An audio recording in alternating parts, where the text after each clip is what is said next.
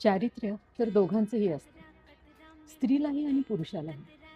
मग मोजमाप मात्र एकाच बाजूला का?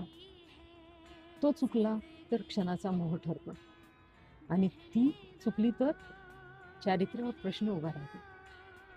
चारित्र्य हे लिंगावर अवलंबून नसतं, ते विचारांवर, निवडीवर आणि जबाबदारीवर उभं असतं.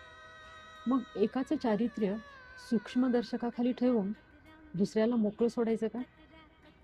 खरं तर समाजाने एकच प्रश्न विचारायला हवा: माणूस म्हणून आपण कसे आहोत? बाकी सगळी चर्चा दुहेरी मापांचीच आहे. म्हणूनच काही मुली लग्नाला नाही म्हणतात, एकटेपणामुळे नाही, तर दुहेरी निकषामुळे. अविवाहित राहणं हे स्वागतार्ह नाही, हे पलायनही नाही, तर स्वतःचा आत्मसन्मान जपण्याचा शांत पण ठाम निर्णय आहे. चारित्र्याचा प्रश्न लिंगाचा नाही, तो माणुसकीचा आहे.